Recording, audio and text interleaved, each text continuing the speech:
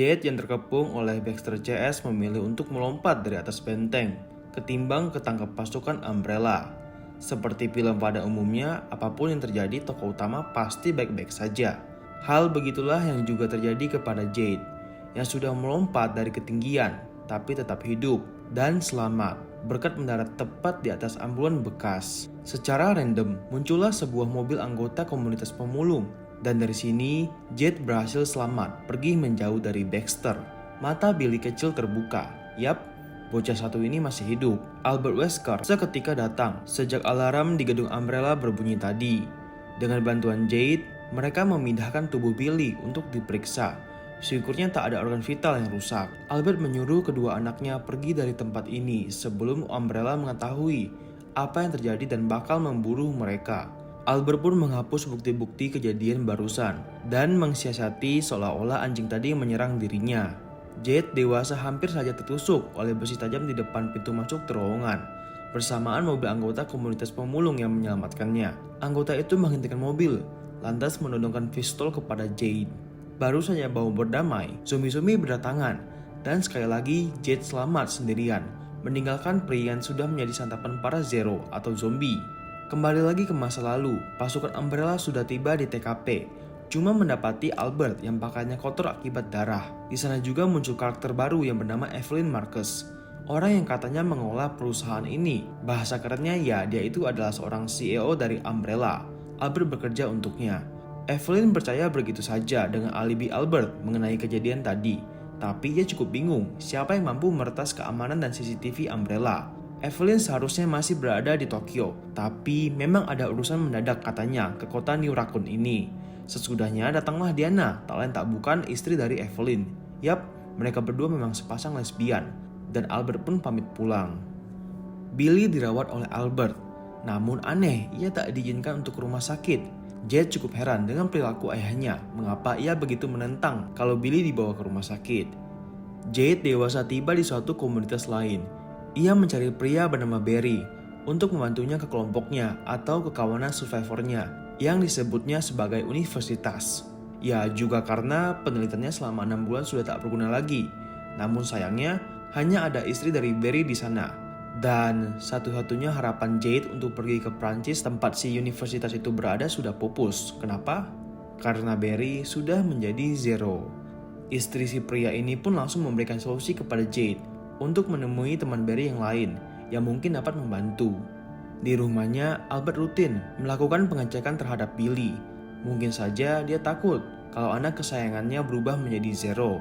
Sedangkan Jade mencoba mencari informasi mengenai Umbrella. Namun anehnya semua itu diblokir, seakan-akan Umbrella memanipulasi semua data di internet. Di tempat lain, Albert berada di lab melakukan pengecekan darah. Mungkinkah itu darah Billy?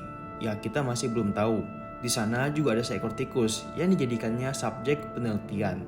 Seketika itu, jam tangan Albert berbunyi dan membuatnya kejang-kejang. Ia pun langsung tumbang dan berusaha meraih sebuah suntikan yang kemudian langsung saja ia tusukkan ke dalam lehernya. Wah, ada apa nih dengan Dr. Albert Wesker? Dan ya, setelah badannya kembali normal, ia pun menyetel ulang alarm di jam tangannya. Simon adalah seorang remaja hebat di sekolahnya. Terkenal karena kemampuannya di bidang IT. Jade menghampiri bocah itu dan mereka pun langsung mendapatkan chemistry. Jade memintanya untuk menembus keamanan Umbrella agar dirinya bisa mengecek suatu website yang berisikan konspirasi kalau Umbrella memiliki rahasia kelam. Simon memang bisa membantu Jade dan Jade pun menyantumkan emailnya kepada sang pemilik blog untuk segera menghubungi dirinya. Baxter datang ke rumah Barry untuk mencari informasi terkait Jade dari sang istri. Di tempat lain, Jade menemukan teman Barry dan membayar cukup mahal supaya ia bisa pergi ke Prancis secara ilegal dengan metode apapun asalkan sampai. Di sisi lain, Albert menemui Evelyn untuk mengajukan pengunduran diri, tapi ditolak dengan alasan mereka berdua masih saling membutuhkan satu sama lain. Evelyn sangat mau kalau Albert terus melanjutkan penelitian tentang Joy, apapun yang terjadi ke depannya nanti. Nah, di kondisi yang lain, luka di pundak Billy secara ajaib pulih dengan cepat. Meski begitu ada hal aneh yang terjadi pada dirinya. Hal itu terlihat dari anjing peliharaan kesayangannya yang terus menggonggong, tanda kalau ada hal aneh atau yang berbahaya dari dalam diri Billy.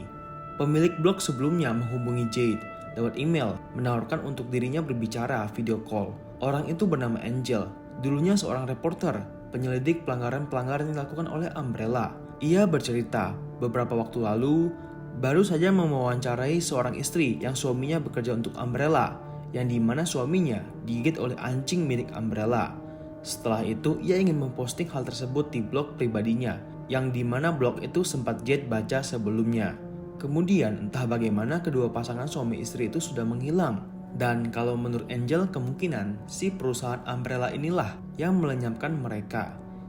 Jade baru saja ingin masuk lebih dalam ke topik, namun tiba-tiba namanya dipanggil oleh ibu guru untuk masuk ke dalam kelas karena pelajaran telah dimulai. Sentak, Angel terkejut setelah bu guru memanggil nama Jade dengan lengkap. Billy berjalan keluar membawa anjing peliharaannya yang dikiranya bosan ke dalam rumah, makanya Billy berusaha untuk menghibur dengan cara mengajak keluar. Namun, yang terjadi adalah detik itu juga si anjing melepaskan diri dari ikatan tali yang Billy bawa. Seorang pria pun menemukan dan menggendong anjing itu. Namun saat mau dikembalikan ke Billy, si anjing menolak dan malah bersikap agresif. Pria itu menjadi tak yakin kalau Billy adalah pemilik si anjing tersebut. Emosi Billy sentak tak dapat dikendalikan dan ia pun langsung memukul si pria. Di sebuah dermaga malam hari, Jade dewasa menunggu transportasi yang akan digunakan untuk menyeberang, yakni adalah ferry. Dan saat bersamaan, Baxter datang beserta tim Umbrella. Mereka masih mencari Jade yang kabur. Memang Baxter ini gila banget. Orang-orang pun lari ketakutan karena tembakan. Ada seorang bocah laki-laki kehilangan kedua orang tuanya. Ia kehilangan arah dan ketakutan karena insiden ini. Di saat ini juga Jade mendapatkan sebuah pistol. Nah, mereka berdua pun lari dari pembantaian yang dilakukan Umbrella di dermaga. Billy kembali ke dalam rumah dan di dalam kamar mandinya, Billy remaja tadi mulai berubah. Ia sepertinya mulai halusinasi dan tak mampu mengendalikan diri. Mulut Billy juga mengeluarkan darah dan bergerak seperti ingin menggigit sesuatu. Di saat bersamaan di dalam labnya milik Albert, tikus yang menjadi subjek percobaannya bersikap agresif. Nah, dari sini kita dapat kesimpulan kalau si tikus tadi disuntikan darah milik Billy. Dan mungkin si Albert mau melihat reaksi apa yang terjadi kepada si subjek, yaitu tikus, yang mungkin aja bakalan terjadi kepada Billy. Dan itulah juga akhir dari episode kedua. Kita bakal langsung masuk ke episode ketiga. Umbrella Corporation sebenarnya sedang diambang krisis. Banyak kesialan yang terjadi akibat kasus dari Kota Rakun pertama di tahun 98 dulu, ketika ayah dari Evelyn memimpin perusahaan ini. Oh iya, jadi latar belakang series ini sekarang adalah kota New Raccoon ya gengs. Ya, sebuah tragedi terjadi di kota Rakun lama. Katanya sih akibat ketidaksengajaan yang dilakukan oleh ayah Evelyn, ujar wartawan yang melontarkan statement kepada Evelyn yang sedang diwawancarainya. Makanya sekarang, Evelyn yang mengembangkan Killjoy digadang-gadang terlalu mengambil langkah beresiko tinggi. Tapi hal ini tetap tak membuatnya goyah sekalipun. Balik ke dermaga, pasukan Baxter tak menemukan jejak Jade. Wanita itu hilang begitu saja, tapi tanpa mereka ketahui, Jade rupanya bersembunyi di sebuah gubuk. Bersamaan, ia bertemu dengan kedua orang tua bocah laki-laki tadi yang selamatkannya. Kedua orang tua bocah itu bekerja sebagai penyeludup di pasar gelap. Sebab itu jugalah Jade paham mungkin kenapa mereka tak bisa naik ke kapal feri dengan cepat dan ikut dengan antrian Jade. Usut punya usut, sang ibu punya cara lain untuk mereka berempat bisa menyeberang ke Prancis dengan mengenakan jasa transportasi ilegal lainnya. Jade pun akhirnya bekerja sama dengan mereka untuk pergi ke tempat itu. Di kamar mandi, Billy terus bertanya-tanya apakah yang terjadi kepada dirinya. Di sana mulutnya juga masih mengeluarkan darah. Albert di dalam labnya mendapati tikus hasil percobaannya bertindak sangat agresif. Ia pun mengambil sampel darah si tikus itu, kemudian menemukan fakta mengejutkan di dalam sel-sel darah tikus tersebut. Sekarang, Jade mendapatkan email dari si Simon yang mendapatkan informasi terbaru mengenai blog si Angel. Dan disitulah juga ada ciri-ciri yang bakal ditimbulkan akibat tergigit anjing dari Umbrella, yang dimana kasus ini mirip dengan kelakuan Billy sekarang. Perubahannya akan terlihat dengan jelas setelah 72 jam. Jade pun dari sini mulai menyetel alarm untuk menghitung mundur perubahan yang bakal terjadi kepada Billy. Begitu juga lah hal yang dilakukan oleh Albert. Dari sini kita semakin paham kalau benar kalau si tikus tadi itu disuntikan darah Billy yang sudah tergigit oleh si anjing. Billy memaksakan diri untuk pergi ke sekolah. Katanya ia sudah baik-baik saja. Meski terlihat masih pucat, tapi Albert tak dapat melarang anak kesayangannya itu melakukan hal yang ia inginkan. Apalagi sesudah melihat luka di pundak Billy yang kian membaik. Di depan pintu masuk sekolah, Simon datang dengan skateboardnya. membuat kepala dan telinga Billy menjadi nyeri. Apakah mungkin Billy takut terhadap suara dengitan? Sebab ini juga, perkenalan Billy dan Simon tak berlangsung baik. Di momen Billy masuk ke kelas duluan, Jade pun dengan santainya tetap meminta Simon untuk selalu update mengenai informasi Umbrella kepadanya. Sampai pula mereka di tempat jasa transportasi ilegal. Jade dan kawan-kawan bernegosiasi dengan menukarkan mobil yang mereka pakai sebagai tiket ganti perjalanan untuk 4 orang.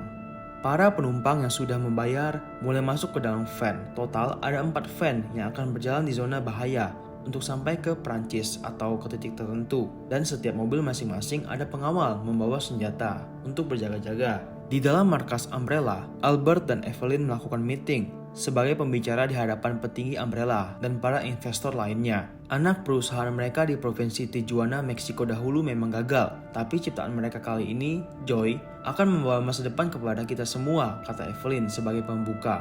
Albert pun mulai menjelaskan tentang Joy yang terkontaminasi dengan T-virus, sebuah virus yang dahulu digunakan oleh pemerintah Amerika untuk perang. Nah, gabungan dari Joy dan T-virus ini menciptakan obat misterius yang dapat membuat manusia menjadi inhuman atau agresif. Petinggi memprotes kalau itu dapat membahayakan manusia.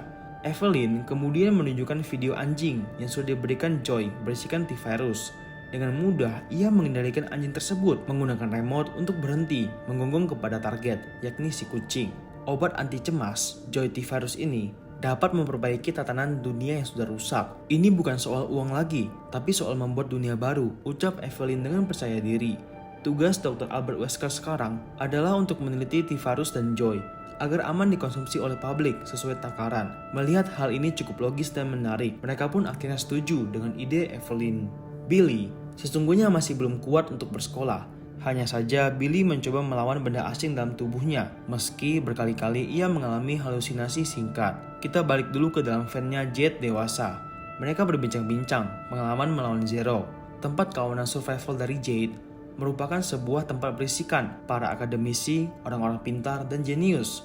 Dengan segudang ilmu pengetahuan di sana, buku, tulisan, seni, dan budaya juga masih banyak hal lainnya yang tetap mereka jaga dan pegang untuk tetap melestarikan peradaban manusia di tengah kiamat zombie.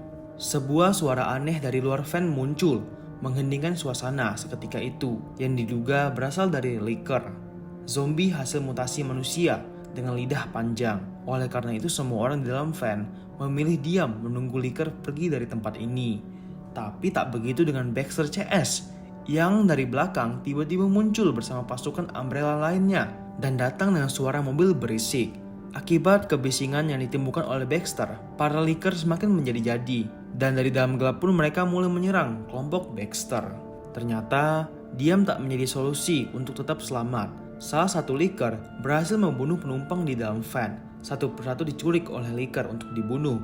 Jade juga hampir nyaris terbunuh kalau saja ia tak bergerak dengan cepat. Penjaga botak yang berada di dalam van Jade sebelumnya menemukan jalan lain untuk kabur dari para liker. Maka berhasil dan tinggallah Jade dan keluarga tadi yang mengikuti si penjaga botak kabur. Evelyn baru saja datang dan langsung mengejek pena jelek yang dimainkan oleh Albert. Mereka memang berhasil meyakinkan petinggi juga investor tentang proyek lanjutan Joy. Nona satu ini rupanya juga menyogok orang-orang pemerintahan untuk cepat mendapatkan izin pelirisan obat Joy di pasaran. Tangan Albert yang terus memainkan pena sebenarnya dari tadi cemas akan sesuatu. Untuk itu kemudian ia pun meyakinkan Evelyn untuk memfasilitasi dirinya membuat obat untuk orang-orang yang menjadi ganas akibat berlebihan minum Joy nantinya.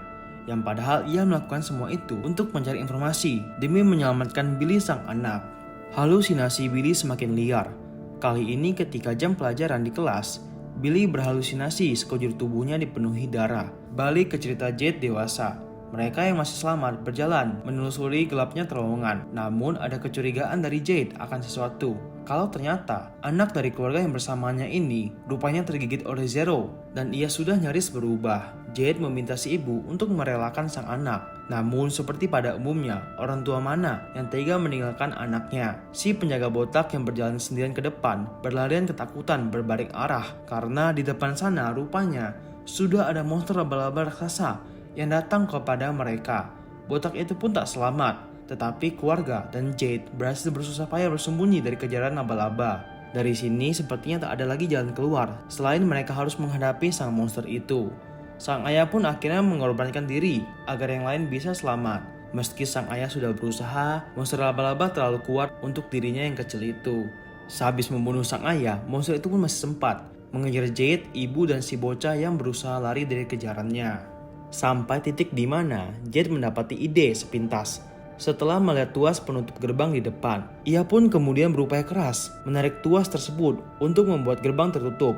Selagi monster laba-laba itu berjalan dari belakang untuk mengejar mereka. Dan yap, beruntung sekali, Jade tepat waktu menutup gerbang yang tampaknya cukup berat, di mana gerbang itu pun langsung memotong badan si laba-laba. Balik ke Jade muda, ia pun bertemu dengan Simon yang curiga apa maksud dari semua dokumen yang ia curi dari Umbrella ini. Sebab Jade belum sama sekali menceritakan sepenuhnya apa yang terjadi. Simon pun kemudian memaksa Jade yang kemudian dari kejauhan Billy melihat saudaranya seperti disakiti dan ia langsung datang untuk menghajar Simon. Ia pun dari sini juga tak sengaja menyakiti Jade, kemudian lari. Jade berusaha mengejar dan di depan ia bertemu dengan orang tua Simon yang tak lain tak bukan adalah si Evelyn. Nona ini pun juga mengaku dekat dengan Albert Wesker, ayah dari Jade dan Billy. Kembali ke rumah, Billy rupanya sudah menemukan dan merasakan sesuatu aneh memang terjadi dalam tubuhnya. Ketika Jade datang, ia sudah melukai tangannya dengan kaca dan di sini ia menunjukkan tangan itu kepada Jade, membuat saudaranya itu terpukau mengetahui tangan Billy bisa sembuh dengan cukup cepat. Darah sudah tak lagi mengalir di tangan Billy yang baru saja digoresnya dengan kaca. Detik itu juga Jade pun langsung menceritakan apa yang ditemukannya di internet serta aktivitas apa yang selama ini dia lakukan bersama Simon beserta si anjing dari Umbrella. Billy pun kemudian ketakutan kalau ia akan berubah menjadi Zero atau yang mereka sebut dengan nama Inhuman, dan Jade tetap berusaha untuk membuat Billy tetap tegar. Balik ke tempat Jade dewasa, dia dan ibu dan anak yang selamat itu akhirnya berpisah sebab si ibu memilih untuk bersama si anak. Jade pun keluar dari dalam bawah tanah terowongan. Tepat saat itu juga kelompok Baxter menangkapnya sudah menunggu di atas. Tapi yang terjadi malahan seketika Baxter tertembak di dada. Rupanya ada serangan tak terduga dari kelompok lain. Mereka langsung mengamankan semua orang yang ada di sana, termasuk para pasukan Umbrella. Jade pun dipukul hingga pingsan dan episode 3 pun berakhir.